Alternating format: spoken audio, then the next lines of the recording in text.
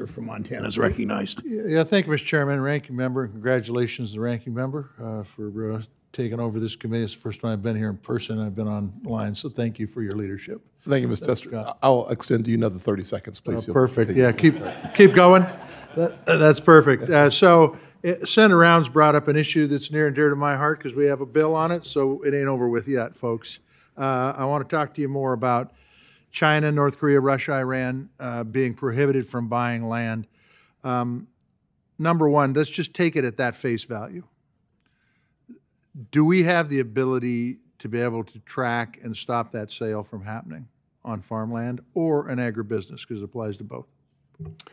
Right now, my understanding of the laws or rules for CFIUS is that if a transaction was in a greenfield transaction and is within a certain mileage, basically, of sensitive areas, then CFIUS can investigate that transaction and make a determination on whether or not it is a national security issue and eventually, potentially, even block it.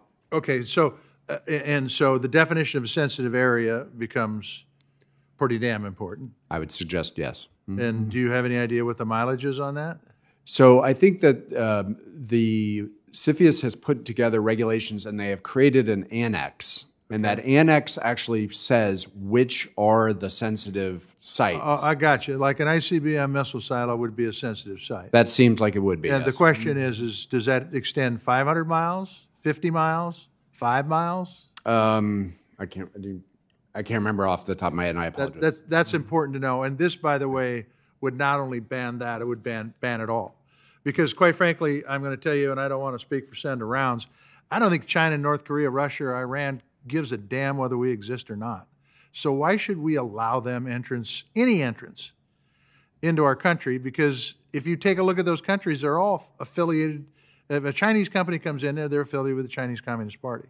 So the question becomes, we can have the debate, it doesn't matter. Yeah. Rounds and I already have our minds made up. This is a good thing to have happen for not only Americans' national security, but for our food security, which is, you had already pointed out, are one and the same. The question becomes is, if we put it into effect, can you give us the ability so we can actually enforce it? So we could actually enforce it, number one. Number two, is it even possible to do this, assuming they're not going to come in as an oligarch from Russia, but use a shell company that may be a Canadian company? So purchases, right now, under CFIUS, CFIUS has become expansive in the last few years. And instead of dealing with 100 or so transactions a year, it's now dealing with over 400. Okay? So that means you have to have resources. You have to be able to look. These are national security issues that people are looking at. If you expand to the whole of the United States and basically say every single purchase of any type of land by anybody from China, whether they're from a private sector or a government sector, or from Russia, by the way, unless you can prove to be a fair amount of work. If you can prove to me different, private sector is government sector in China. That's fine. But the thing is that what we have to think about is, in some respects, how big is the issue or the problem at this point? Is there a lot of ownership? And I think the answer is probably no. And but then if you are going to take and look at every single transaction that takes place on farmland from foreign buyers, because of your concern about shell companies, that could be a fairly significant expansion of CFIUS. Yeah, I think it would be, and I think the challenge is, do we think this is real, or do we not think this is real? And one of our challenges is and this is the scary part, we don't know how big of an issue it is. We don't know how big of an issue it is. I can tell you, I had a farm bill listening session. Montana's a pretty good sized state. It's 540 miles long and 400 miles wide. I haven't had one yet where this issue hasn't either been brought up in public or in private. So there's land transferring all over the place here. And I think we need to get our hands on it. I think, the balloon should have been a wake-up call for us all. It really should have been.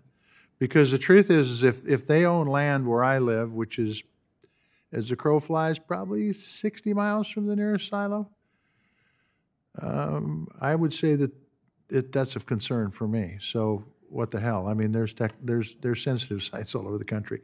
Here's what I hope, guys, and then I'm going to turn it back to the chairman.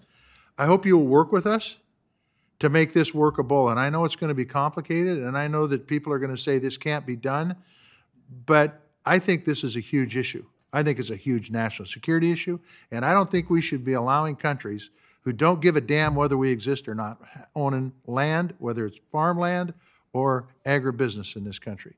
They're not our friends. They're not here to do us good things, okay? Thank you all very much. Thanks, Sir Tester, and thank you, too, for your outspokenness for years, maybe for decades, about Chinese coming and buying up American farmland. I know that's especially important because how you make your living, your other living. So